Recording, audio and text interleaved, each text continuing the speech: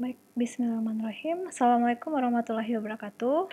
Welcome back my YouTube channel. Oke, Nana semuanya, sebelum kita mulai perkuliahan kelima hari ini, marilah kita bersama-sama tundukkan hati dan kepala sejenak, memohon kepada Allah Subhanahu wa Ta'ala agar perkuliahan kita diberikan kemudahan dan kelancaran oleh Allah. Dengan membaca Ummul Quran, Al-Fatihah.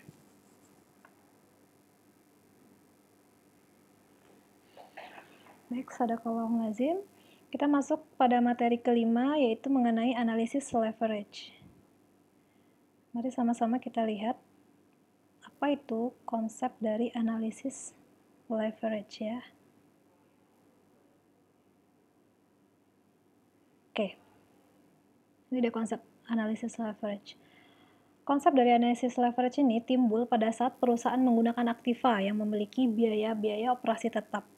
Contoh-contoh biaya tetap dari sebuah operasi tersebut adalah yang pertama, biaya penyusutan gedung, kemudian biaya peralatan kantor, biaya asuransi, dan biaya lain yang muncul dari penggunaan fasilitas dan biaya manajemen. Nah, dalam jangka panjang, semua biaya variabel ini adalah artinya dapat berubah sesuai dengan jumlah produk yang dihasilkan. Oke, kita masuk kepada jenis-jenis biaya. Nah, apa saja jenis-jenis biaya tetap? Jadi biaya tetap ini merupakan biaya yang secara total tidak berubah pada kisaran produksi tertentu. Jadi misalnya seperti yang dicontohkan tadi, yaitu biaya penyusutan, biaya asuransi, ya, dia tidak akan berubah, akan selalu tetap biaya-biaya yang muncul tiap tahunnya yang dikeluarkan oleh sebuah perusahaan. Namun, biaya tetap ini per unit produksi akan berubah jika telah melebihi kapasitas produksinya. Jadi, kalau seandainya biaya variabel ini merupakan biaya yang secara total berubah apabila unit yang dihasilkannya berubah. Contohnya seperti bahan baku dan biaya upah. Nah, itu kan merupakan biaya variabel atau biaya yang memiliki perubahan pada setiap penggunaannya. Nah, dalam prakteknya terdapat biaya yang bersifat semi variabel, yaitu contohnya seperti listrik ya. Kalau listrik kan pengeluaran biayanya tidak tetap tiap bulannya. Dia akan berubah-berubah ya sesuai dengan penggunaannya. Jadi oleh sebab itu, kepentingan analisis maka biaya yang bersifat semi variabel ini dipisahkan. Jadi hanya unsur variabel tetap yang ada di dalamnya. Oke. Kita masuk kepada yang pertama, tingkat leverage operasi, degree of operating leverage, atau kita singkat dengan DOL. Tingkat leverage operasi atau DOL ini adalah presentasi perubahan dalam laba operasi atau dengan kata lain EBIT ya. Earning before interest and tax yang disebabkan perubahan 1% dalam output penjualannya. Kemudian, leverage operasi ini dimaksudkan untuk mengetahui seberapa peka laba operasi ini terhadap perubahan hasil penjualan dan beberapa penjualan minimal yang harus diperoleh agar perusahaan tidak menderita kerugian. Nah, di sini ada rumus-rumus yang kita gunakan untuk penghitungan tingkat leverage operasinya atau DOL ya. Bisa nanti Anda pahami di mana Q di sini kita katakan kuantitas, kemudian ada P untuk harga dan V untuk biaya variabel dan VC itu kita namakan dengan variable cost atau biaya variabel ya. Kemudian S di sini ada penjualan, EBIT dikatakan dengan laba operasi ya sebelum bunga dan pajak ya, before ya. Kemudian ada P dikurang V yang kita namakan dengan margin kontribusi atau MC. Kemudian ada fixed cost, biaya tetap. Dan yang terakhir ada penghitungan EBIT atau laba operasi, yaitu di mana P dikali Q dikurang V dikali Q dikurang fixed cost. Ya, atau bisa kita turunkan rumusnya menjadi EBIT sama dengan Q dikali P dikurang V dikurang dengan fixed cost. Nah, seperti pada layar yang terlihat di depan, yaitu ini adalah rumus DOL. Kita gunakan dari turunan persen perubahan laba operasi dibagi persen perubahan penjualan. Nah, kita turunkan rumusnya menjadi DOL sama dengan Q dikali P dikurang V dibagi Q dikali P dikurang V dikurang fixed cost, atau sama dengan S sama dikurang variable cost dibagi S dikurang variable cost dikurang fixed cost. atau sama dengan MC dibagi dengan EBIT. Nah, ini dia rumus yang kita gunakan untuk penghitungan DOL nantinya. Nah, mari kita lihat bagaimana penggunaan rumusnya pada contoh soal. Nah, seperti yang ada di layar ini ditampilkan, misalkan perusahaan akan menganalisis kondisi keuangan 3 perusahaan ini, yaitu perusahaan K, ada perusahaan M, dan perusahaan N dengan keadaan sebagai berikut. Ya, ini laporan laba rugi perusahaan KMN, di mana keterangannya ada penjualan, kemudian ada biaya-biaya variabel, biaya tetap, ada margin kontribusinya, kemudian ada harga per unitnya, sampai dengan ada volume penjualannya. Ini untuk perusahaan K, ini untuk perusahaan M, dan ini untuk perusahaan N. Nah, dari contoh soal tersebut, kita dapatkan pertanyaannya. Nih, dari tabel laporan laba rugi perusahaan K M dan N, hitunglah degree of operating leverage-nya. Jadi, yang ditanya pada soal ini adalah laporan laba rugi untuk DOL-nya pada perusahaan K, M, dan N. Kemudian yang kedua, pertanyaan yang keduanya, apabila penjualan di setiap perusahaan itu mengalami kenaikan 10%. Nah, buatlah perubahan laba rugi ketiga perusahaan tersebut. Dan nanti Anda tampilkan lagi berbentuk tabel. Kemudian yang ketiga, hitunglah persentase perubahan laba operasinya akibat adanya perubahan penjualan dari masing-masing penjualan. Ya, mari kita lihat untuk hasil pembahasan soal yang pertama ini. Oke, di sini ya. Nah, ini dia. Ini jawaban soal yang pertama ya. Nah, kita harus buatkan dulu. Diketahui, seperti biasa ya, diketahui dari soal tersebut Q. Kuantitas tadi ya, Q ada 12.000, kemudian ada P 10.000, dan ada V 2.000, kemudian ada fixed cost-nya 56 juta. S-nya penjualannya ada 120 juta, kemudian ada variable cost-nya 24 juta. Setelah kita buatkan diketahuinya, kita buatkan yang ditanya ya. Yang pertama yang ditanya DOL, kemudian yang kedua yang ditanya jika penjualannya naik 10% ya, bagaimana laba rugi dari masing-masing perusahaan. Kemudian pertanyaan yang ketiganya, persentase perubahan labanya, karena ada perubahan dari penjualan masing-masing perusahaannya, jadinya berapa gitu ya. Nah, ini dia jawabannya. Yang pertama kita jawab dulu untuk DOL dari masing-masing perusahaan. Nah, ini untuk perusahaan K dulu ya. Perusahaan K, rumus dari DOL-nya itu adalah S dikurang VC. Jadi, penjualan dikurang variable cost dibagi dengan penjualan dikurang variable cost dikurang lagi fixed cost. Nah, kita dapatkan tadi ya dari hasil soalnya, yaitu di sana untuk nilai penjualannya itu adalah 120 juta dikurang dengan variable cost-nya 24 juta. Ini dari soal nanti ya, Nanda masukkan ya. Kemudian dibagi penjualannya 120 juta lagi, kita kurang dengan variable cost-nya 24 juta, dan dikurang lagi 56 juta untuk fixed cost-nya, biaya tetapnya. Jadi kita dapatkan totalnya 96 juta dibagi 40 juta. Nah, nilai DOL untuk perusahaan K adalah 2,4. Termasuk untuk perusahaan M. DOL-nya, kita gunakan rumus sama dengan yang di atas tadi ya, S dikurang VC dikurang S dikurang VC dikurang FC ya. Nah, ini dia. Kita dapatkan angkanya 180 juta dikurang 120 juta. Kita bagi dengan 180 juta dikurang variable cost-nya tadi 120 juta ya. Kita kurang dengan fixed cost-nya 30 juta. Nah, kita dapatkan 60 juta dibagi 30 juta. Nilai DOL-nya M. Nilai DOL dari M ini adalah 2 ya. Nah, untuk perusahaan N, DOL-nya berapa? Tetap kita gunakan rumus yang tadi. Maka kita peroleh angkanya 200 juta dibagi 80 juta, yaitu 2,5.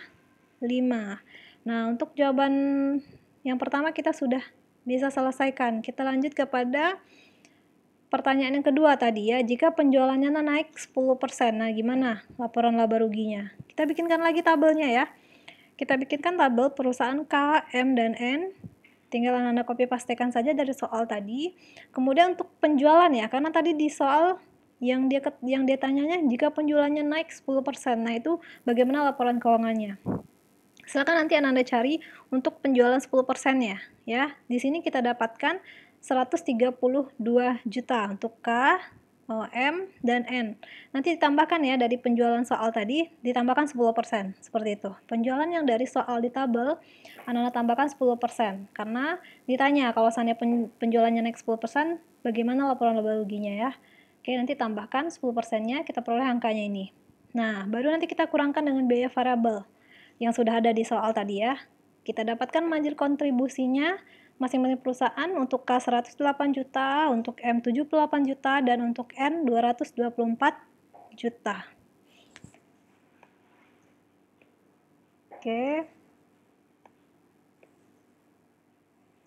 Kita lanjut ke untuk keuntungan operasinya ya. Jadi laba ruginya. Nah, untuk perusahaan K, karena penjualannya bertambah 10%, maka keuntungan operasinya juga menjadi naik ya, menjadi 52 juta. Begitu juga dengan M, perusahaan M, karena tadi penjualannya bertambah 10%, maka keuntungan operasinya atau EBIT yang dihasilkannya juga naik 48 juta. Dan sama dengan, begitu juga dengan perusahaan N ya, naik menjadi 104 juta. Oke, itu soal yang kedua.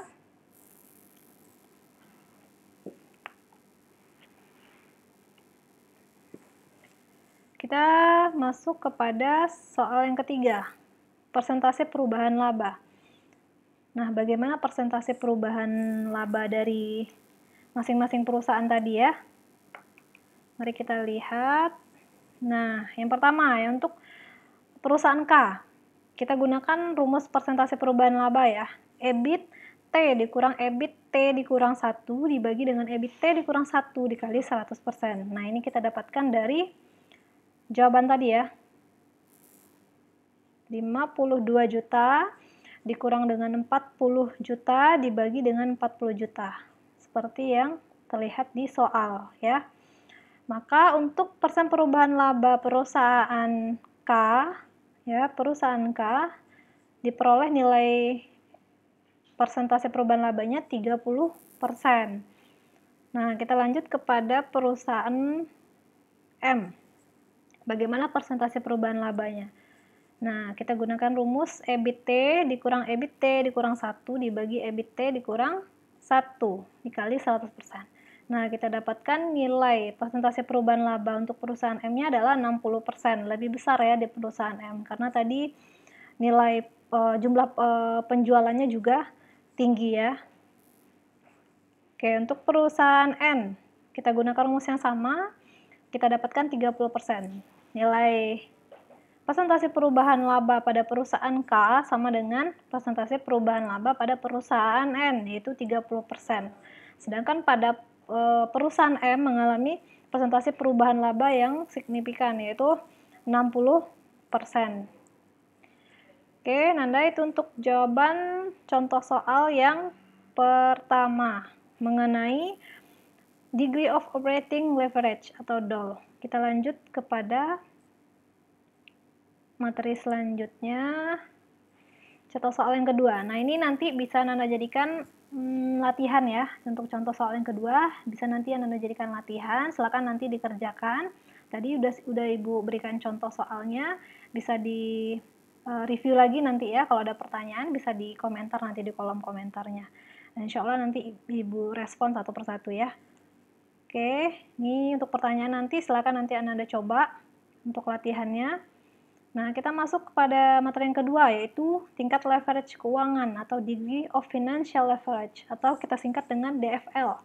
Ya, jadi DFL ini merupakan persentase perubahan laba per lembar saham atau IPS yang diakibatkan adanya perubahan dalam laba operasi atau EBIT. Nah, jadi DFL ini merupakan ukuran kuantitas dari sensitivitas EPS. Ya, dari sensitivitas EPS perusahaan akibat perubahan dalam laba operasi perusahaan atau EBIT. Nah, jadi logikanya itu adalah semakin besar DFL, maka semakin besar resiko finansial perusahaan. Nah, kalau perusahaan yang memiliki DFL ini adalah perusahaan yang mempunyai utang dalam proporsi yang lebih besar. Ya, mari kita lihat untuk rumusnya. Nah, ini dia. Rumusnya ada tambahan dari rumus DOL tadi ya untuk DFL-nya. Di sini ada tambahan untuk bunga tahunan yang dibayarkan karena kita menggunakan I di sini ya, ada bunga nanti, kemudian ada pajak, ada interest and tax di sini ya. Nah, ini dia untuk rumus DFL. Rumus DFL-nya adalah Q dikali P dikurang V dikurang fixed cost. Kemudian dibagi Q dikali P dikurang V dikurang fixed cost dikurang 1. Atau sama dengan EBIT dikurang 1 dikurang PD dikali 1 dikurang T. Nah, ini nanti untuk simbol-simbolnya silakan nanti Ananda cek lagi ya di layar ini.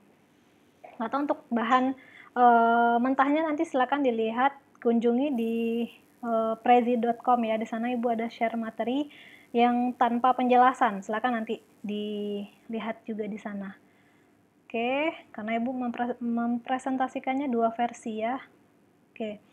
Nah, ini untuk contoh soal dari DFL.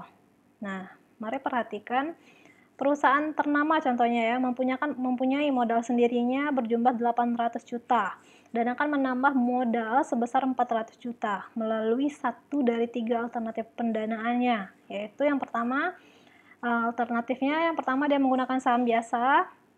Kemudian yang kedua, menggunakan obligasi pada tingkat bunga 12%. Kemudian yang ketiga, saham preference dengan dividendnya 11% ya. Nah, saat ini EBIT perusahaannya sebesar 120 juta. Ya, jumlah EBIT perusahaan ternama saat ini itu 120 juta. Dengan adanya ekspansi, ya, perluasannya, maka laba diharapkan naik menjadi 216 juta. Ya, dengan tingkat pajaknya 40% tax-nya.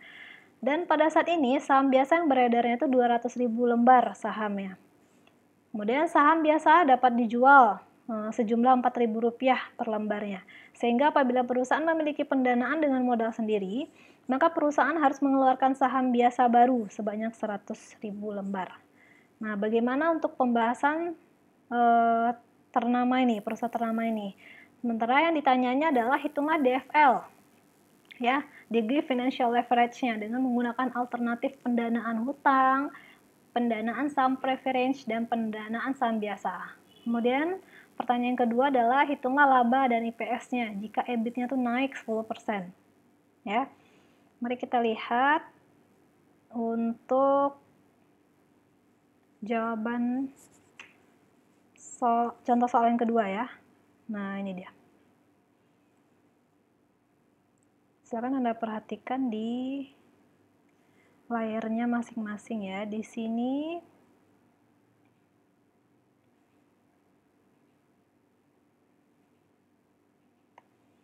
ada contoh soal dari ternama. Kita lihat jawabannya yang pertama. Kita menjawab pertanyaan pertama, yaitu hitunglah DFL dengan menggunakan alternatif pendanaan hutangnya, saham preference, dan pendanaan saham biasa. Nah, Anda cantumkan dalam bentuk tabel ya untuk memudahkan penghitungan. Nah, masukkan ke dalam tabel penghitungan laba dan IPS-nya. Nah, ini dia ya. Untuk EBIT dari proporsi saham biasanya ya. Sama semuanya ya, 216 juta. Nah, kemudian untuk bunga 12%, karena bunganya berlaku untuk hutang, maka kita kalikan 12%. Kita dapatkan 48 juta. Nah, untuk EBT-nya, earning before tax-nya, yaitu untuk proporsi saham tadi kita dapatkan 216 saham biasa ya, 216 juta. Untuk hutang kita dapatkan 168 juta karena kita kurangi tadi ya dengan bunga 12%-nya. Maka kita dapatkan 168 juta. Kemudian untuk saham preference-nya sama 0 ya, karena tidak ada pengurangan dari interest-nya, dari bunganya. Nah, untuk pajak kita kenakan ketiga-tiga proporsinya, pajak 40%. Maka kita dapatkan 86.400.000 untuk saham biasa ya. Saham biasa. Kemudian untuk hutangnya 40%-nya 40% pajaknya kita dapatkan 67.200.000. Kemudian untuk saham preference-nya 40% kita kenakan pajaknya, jadinya kita dapatkan angkanya 86.400.000. Nah, untuk earning after tax-nya ya, setelah pajak, laba setelah pajaknya yaitu 129.600.000.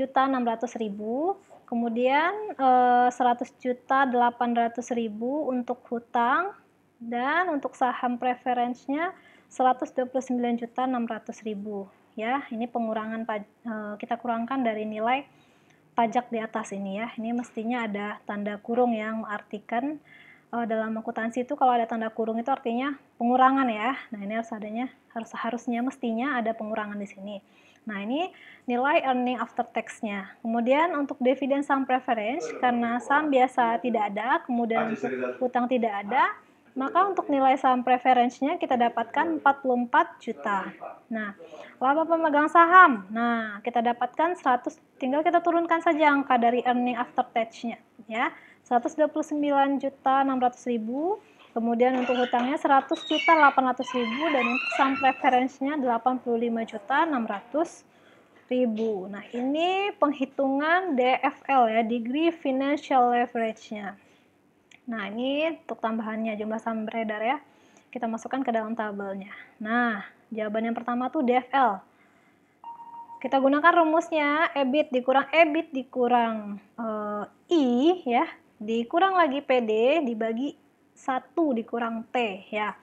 EBIT-nya 216 juta dibagi dengan EBIT dikurang I. Karena tadi I tidak ada ya, tingkat bunga untuk saham biasa tidak ada, maka kita tuliskan di sini 0. Kita kalikan dengan PD ya. PD juga tidak ada, maka kita bagi dengan 1 dikurang T. Pajaknya 0,4 atau 40%. Nah, maka kita dapatkan nilai DFL saham biasanya itu adalah bernilai 1. Nah, untuk hutang sama kita gunakan rumus EBIT dibagi EBIT dikurang I dikali dengan PD dibagi 1 dikurang T ya. Maka kita dapatkan hasilnya 1,0 untuk hutang. Untuk DFL saham preference, nah kita gunakan rumus yang sama, maka kita dapatkan nilainya 1,51 untuk saham preferensinya. Nah, untuk jawaban pertanyaan yang kedua yaitu perhitungan laba dan IPS-nya berapa jika EBIT-nya itu naik 10% ya. Dari EBIT tadi berapa? 216 ya, EBIT-nya 216 juta. Nah, kita naikkan 10%, maka menjadi 237.600.000 ya, sama ya. Untuk saham biasa, hutang, dan saham preferensinya bernilai sama, naik 10%. Nah, untuk bunga 12%-nya tetap karena hanya hutang yang kita kenakan bunga ya. Nah, kita hitung lagi EBIT-nya berapa. Lakukan pengurangan kembali. Kemudian kita lakukan pengurangan pajak kembali kali 40%. Nah, dapat nilainya 95.040.000, begitu seterusnya sampai dengan ini ya. Untuk saham preferensinya. Earning after tax-nya tinggal kita kurangkan, kalkulasikan dari 237.600.000 dikurang 95.040.000. Kita dapatkan hasil EAT-nya 142.560. Nah, hitung sampai dengan laba pemegang saham ya. Di sini cukup diturunkan angkanya dari atas. Kalau ada pengurang silakan dikurangkan nih ya. Nah, maka kita peroleh IPS-nya atau earning per share-nya yaitu 475,2 untuk saham biasa dan hutang 568,8. Kemudian IPS untuk saham preferensinya 492,8. Nah, itu dia untuk jawaban materi dari DFL. Oke, kita back to Prezi ya. Nah, itu dia ya untuk pembahasan soalnya tadi. Oke, kita lanjut kepada contoh soal yang ketiga nih. Untuk contoh soal yang ketiga. Ini yang tadi ya. Oke, yang kedua, untuk contoh soal yang kedua dijadikan latihan. Ini contoh soal yang ketiga tadi. Jawabannya yang sudah Ibu paparkan tadi. Oke, kita masuk kepada materi selanjutnya yaitu leverage total atau degree of total leverage atau DTL. Nah, leverage total ini ya merupakan gabungan atau kombinasi antara leverage operasi dengan leverage keuangan. Jadi terjadi apabila perusahaan itu memiliki baik operating leverage maupun financial leverage dalam usahanya untuk meningkatkan keuntungan bagi pemegang saham ya. Degree of total leverage ini adalah multiplier atas perubahan laba per lembar saham atau IPS. Karena perubahan penjualan atau rasio antara persentase perubahan IPS dengan persentase perubahan penjualan. Nah, itu dia leverage total ya atau DTL. Nah, ini untuk rumus DTL. Persentase perubahan IPS dibagi persentase perubahan penjualan, atau kita turunkan rumusnya menjadi S dikurang variable cost dibagi EBIT dikurang I dikurang PD dibagi 1 dikurang T ya. Untuk komponen-komponen rumusannya ini silakan nanti Anda cross check di materi sebelumnya ya. Oke, ini contoh soal yang keempat. Nah, ini perusahaan ternama kita ulangi lagi ya, perusahaan ternama tadi dengan tambahan data penjualan dan biaya operasi variabelnya dan biaya tetapnya untuk ketiga alternatif pendanaannya. Tadi ada menggunakan saham biasa, kemudian ada proporsi hutang dan ada proporsi saham preference ya.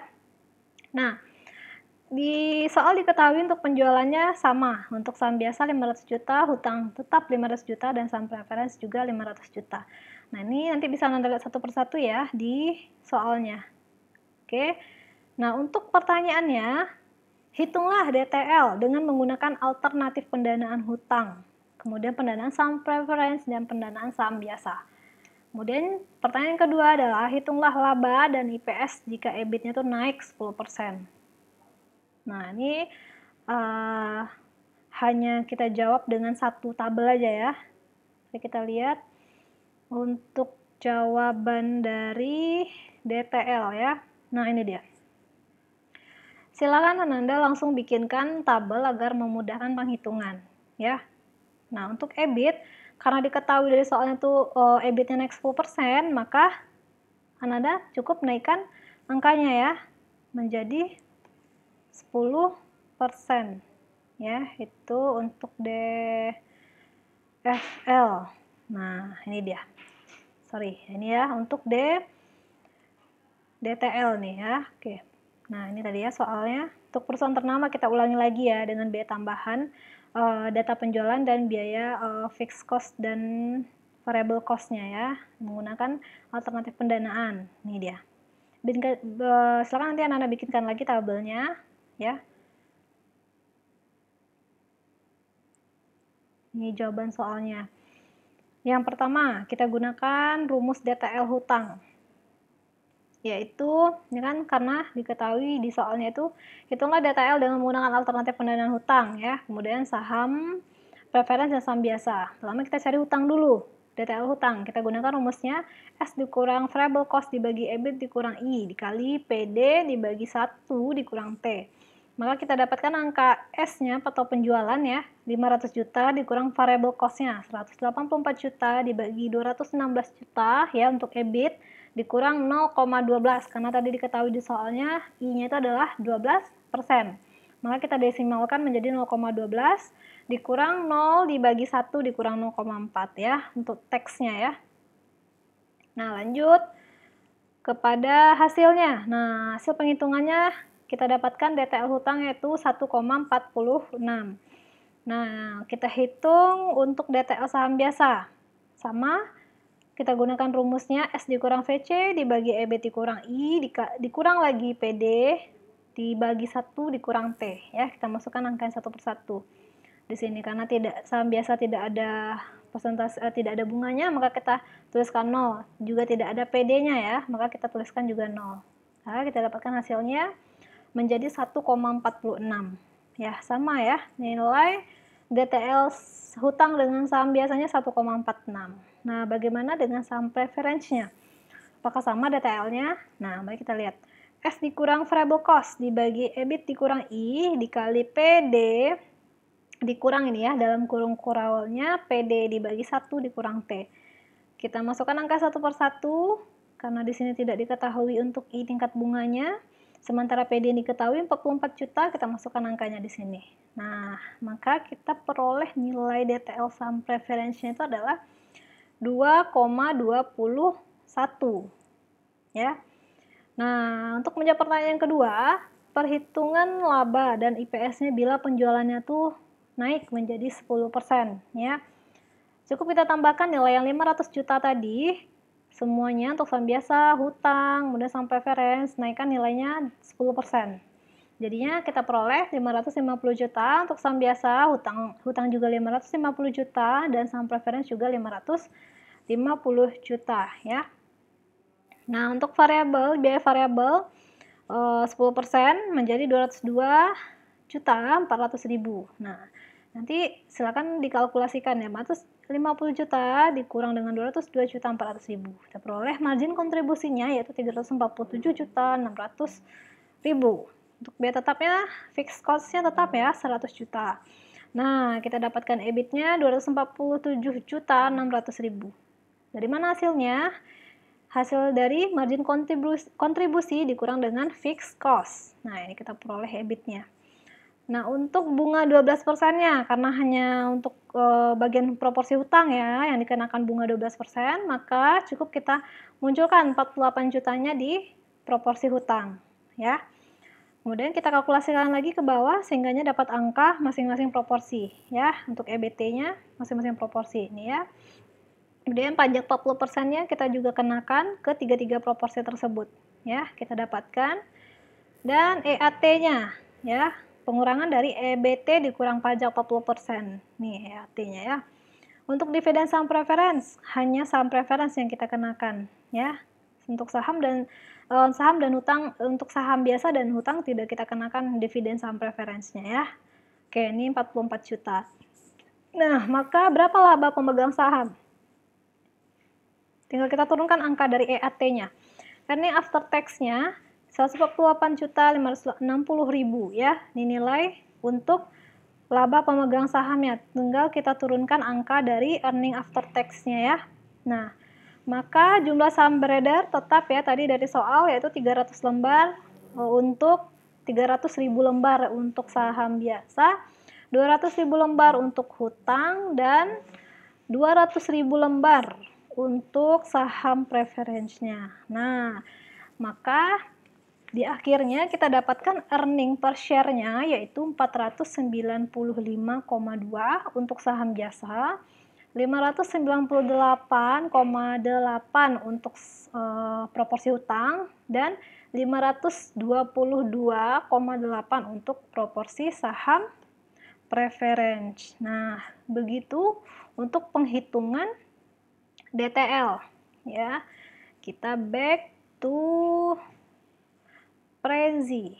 Nah, itu dia ya untuk pembahasan mengenai DTL atau degree of total leverage ya. Jadi ada 3 materi tadi ya. Yang pertama DFL ya, ada the degree of financial leverage ya, kemudian ada DOL, degree of operating leverage, kemudian and then yang terakhir ada DTL, degree of total leverage.